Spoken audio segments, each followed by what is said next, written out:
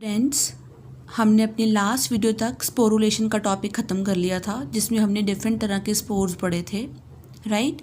तो अगर हम अपने सारे टॉपिक को समराइज़ करें तो हम ये कहना चाहेंगे कि जो ए सेक्सुअल रिप्रोडक्शन होती है दैट इज़ बेसिकली उनमें होती है जो जिनकी बॉडी ऑर्गेनाइजेशन, जिन ऑर्गेनिजम्स की बॉडी ऑर्गेनाइजेशन रिलेटिवली सिंपल होती है, राइट। तो उनमें ए सेक्सुअल रिप्रोडक्शन होती है and cell division is itself a mode of reproduction in them. Very very important students, please keep in mind. देखो, उनकी बॉडी सपोज एक सेल की है, सिंगल सेल ऑर्गेनिज्म में एक सेल की बॉडी है, वी नो दैट। तो एक सिंगल सेल जब डिवाइड होगा तो वही उसकी रिप्रोडक्शन है। So cell division is itself a mode of reproduction in single celled organisms, right. अगर हम लोअर फंजाई की एंड एल्गी की बात करें तो एल्गी और लोअर फंजाई में जूस्पोर्स बनते हैं, वेयर एज कोनिडिया बनते हैं इन पेनिसिलियम में, राइट। स्पॉन्जेस में क्या बन रहे थे हमारे पास? Gemmules, yes, clear. तो हम जो ए सेक्सुअल रिप्रोडक्शन है वो हम अनएम्बिगुअसली टर्म जो यूज़ करते हैं वो एनिमल्स के लिए यूज़ करते हैं, राइट। लेकिन हम प्लांट्स के लिए जो टर्म यूज़ करते हैं for asexual reproduction that is vegetative propagation. Yes students, today we will study about vegetative propagation in plants. So let's start with the topic vegetative propagation. Students, as we know that, बेटा देखो, अगर हमें पता है कि जो plant है उसके दो तरह के पार्ट्स होते हैं। एक होते हैं उसके वेजिटेटिव पार्ट्स, एक होते हैं उसके प्लांट के वेजिटेटिव पार्ट्स, राइट, और एक होते हैं प्लांट के रिप्रोडक्टिव, राइट, रिप्रोडक्टिव पार्ट्स। तो जो वेजिटेटिव पार्ट्स में आएंगे पार्ट्स वो आएंगे root,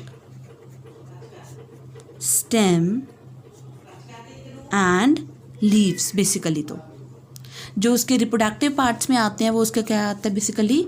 flower, seed, fruit, right. तो हम, क्योंकि हमारा टॉपिक है वेजिटेटिव रिप्रोडक्शन, तो remember students, vegetative propagation is a type of asexual reproduction. It is a type of asexual reproduction in plants, and remember it does not involve flowers, pollination and even the seed production. ना तो इसमें flowers involve होंगे, ना pollination होएगी और ना ही seed production होएगा, right? तो हम ये कह सकते हैं vegetative propagation is the formation of new plants. See definition: vegetative propagation is the formation of new plants. Right, कहाँ से? From the vegetative parts of the plants, from the vegetative parts of the plants. अब वो कौन से हो गए vegetative parts? Yes, वो हो गए हमारे पास जैसे कि रूट्स हो गई, स्टेम्स हो गई, लीव्स हो गए, बड्स हो गए, ट्यूबर्स हो गए। तो ये पोर्शंस को हम क्या बोलेंगे? Vegetative parts. तो कौन से? जैसे कि leaves, roots, stems, etc. So what is vegetative propagation? Formation of new plants from the vegetative parts of the plants like leaves, roots, stem, buds, tubers. It is vegetative propagation, right? And ये जो vegetative parts हैं, leaves, roots and stem, these are known as vegetative propagules. So the vegetative parts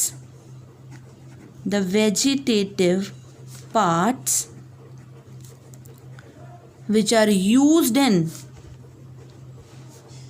propagation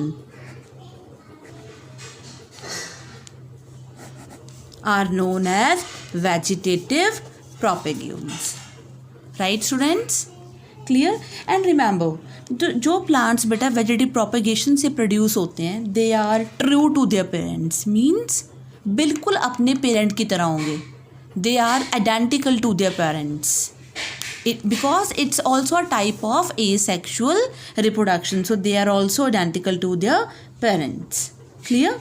और जो parent कोई characteristic show करेगा वही उसके individuals, आगे ऑर्गेनिजम्स, उसकी प्रोजेनी भी वही शो करेगी. Suppose if a parent is pure, right? If a parent is disease resistant, and even if the parent produces good quality and quantity of fruits, so do their individuals also. वो भी ऐसा ही produce करेंगे, because we know that vegetative propagation is a kind of asexual reproduction. तो बिल्कुल जो individuals बनेंगे वो भी कैसे बनेंगे? Identical to the parents, right? Students, अब हम start कर रहे हैं methods of vegetative propagation. तो डेफिनेशन हमने पढ़ ली, वाटर वेजिटेटिव प्रोपेग्यूल्स हमने पढ़ लिया. अब क्या मेथड्स हैं जिसके थ्रू वेजिटेटिव प्रोपेगेशन हो सकती है? सो हमने इसको डिवाइड कर रखा है दो मेन कैटेगरीज में, natural methods of vegetative propagation and artificial methods of vegetative propagation, right? तो हम पहले बात करेंगे natural methods of vegetative propagation. So natural methods as a name indicates, but natural methods से हमें पता ही चल रहा है कि इसमें जो वेजिटेटिव प्रोपेग्यूल्स होंगे, आपको याद होगा वेजिटेटिव प्रोपेग्यूल्स क्या थे? लीव्स, रूट्स एंड स्टेम, यानी कि सोमैटिक पार्ट्स हम बोल सकते हैं. They detach from the plant's body, right, and they develop into new individual under suitable conditions. अपने आप, विदाउट ह्यूमन इंटरफेरेंस बेसिकली हम कह सकते हैं. हमने उसमें कोई केमिकल, कोई हार्मोन, हमने अपनी तरफ से कोई कंडीशंस प्रोवाइड नहीं करनी होती, राइट? प्रोपेग्यूल अपने आप गिरेगा पेरेंट की बॉडी से और वो डीअटैच होने के बाद सूटेबल कंडीशंस में ग्रो कर जाएगा. तो हम कह सकते हैं जो नेचुरल मेथड्स हैं, they are the one in which basically the propagule deattaches from parent's body and grow naturally under suitable conditions.